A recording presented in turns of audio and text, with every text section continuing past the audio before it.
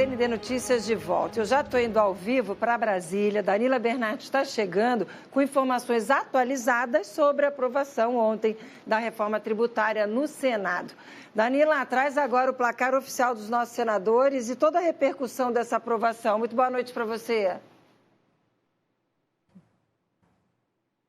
Oi, Márcia, boa noite para você, para quem nos acompanha. Pois é, esse ainda continuou sendo o assunto aqui em Brasília, viu, Márcia? Esperidião Amin, do PP, e Jorge Seife, do PL, foram contra o texto principal dessa PEC da reforma tributária. Eles fizeram parte aí do grupo de 24 senadores que votaram contra. Ivete da Silveira, do MDB, foi a favor, aí, completando o grupo de 53 senadores que foram favoráveis, e bastava 49, né, para poder essa proposta seguir aí para a Câmara, para uma nova votação na Câmara, né, para seguir, então, sendo aí aprovada a PEC da reforma tributária. Bom, a repercussão foi grande em alguns setores da economia, como, por exemplo, gente, o de tecnologia. Isso porque tecnologia é um setor bastante importante para Santa Catarina, gera muito emprego, né, gera movimentação econômica, e entidades ligadas a esse setor dizem que eles vão ter perdas aí, vão ter prejuízos. A gente preparou uma reportagem repercutindo esse assunto, essa PEC da reforma tributária, e você confere agora. Uma votação esperada há anos. A necessidade da reforma tributária no Brasil é uma opinião unânime. E por 53 votos a 24, passou pelo segundo turno no Senado. A proposta teve o voto favorável da senadora de Santa Catarina, Ivete da Silveira, do MDB, mas Esperidião Amin, do PP, e Jorge Seife, do PL, votaram contra.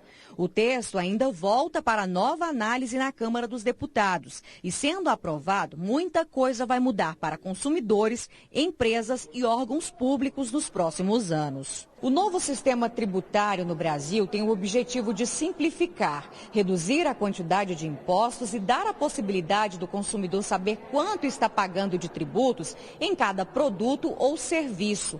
A transparência que no sistema atual não existe, segundo especialistas.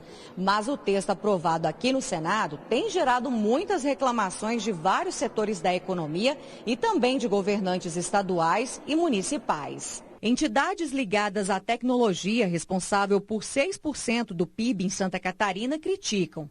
A estimativa do setor é que a tributação sobre os serviços possa chegar a 27,5%. Hoje, a alíquota para a maioria das empresas do setor é inferior a 10%. Para o vice-presidente de relacionamento da Associação Catarinense de Tecnologia, a possível elevação da carga tributária vai trazer um aumento de preços dos produtos e serviços. O aumento da alíquota para o setor tecnológico oferece ainda riscos que podem inviabilizar a presença das empresas de tecnologia no Brasil, resultando na saída para outros países onde a carga tributária é menor e as condições de negócios mais favoráveis. Um grande retrocesso a toda uma estratégia do país de neoindustrialização, de reinvenção da nossa economia, de aumento da produtividade e da competitividade, porque esse setor ele é transversal e ele é o eixo fundamental de aumento da nossa competitividade. Já o governo do estado questiona outro ponto, o valor do fundo de compensação para os estados, que será escalonado, começando com 8 bilhões de reais para 2029 e chegando a 60 bilhões em 2043. Jorginho Melo queria valores maiores. Outro ponto é em relação aos benefícios fiscais concedidos aos estados. Que foram dados para o setor automotivo no Nordeste, alguns também para a Zona Franca de Manaus. Então, os estados do Sul e Sudeste querem trabalhar esse assunto de tal sorte que a gente pelo menos possa voltar àquilo que a gente tinha na Câmara, né? A reforma deve beneficiar diretamente o consumidor de baixa renda, que terá o chamado cashback no botijão de gás, uma forma de baratear o custo. Produtos da cesta básica, que ainda não se sabe quais, terão isenção de tributos. Olha, gente, com toda essa repercussão, essa votação, né, desse texto da reforma tributária, o Congresso tinha previsto uma sessão em conjunto, né, a sessão da Câmara dos Deputados e do Senado, para analisar 33 vetos do presidente. Só que essa sessão foi adiada, ficou para o dia 23 de novembro. Só no final do mês, lá depois do feriadão, né, que vai acontecer do dia 15, é que eles vão se reunir para poder analisar esses vetos.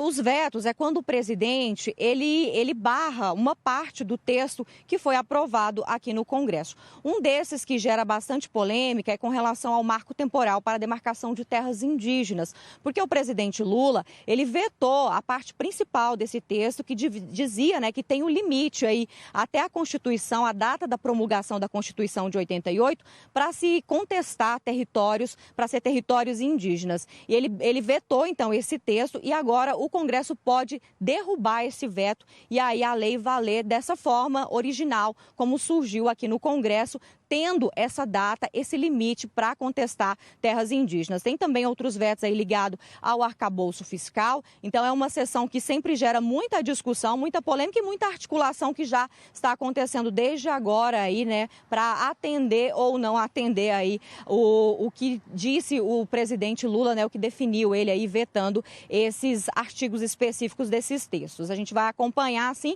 porque a demarcação de terras indígenas é um assunto que interessa bastante para Santa Catarina, né, Márcia? Com certeza, governador, a procuradoria, eles estão acompanhando passo a passo toda essa movimentação aí em Brasília. Obrigada, Danila Bernardi. Está lindo esse seu enquadramento aí. Parabenizo o seu cinegrafista. Está muito bonito poder mostrar Brasília assim nessa noite de quinta-feira. Muito obrigada, bom trabalho aí para vocês. Até amanhã.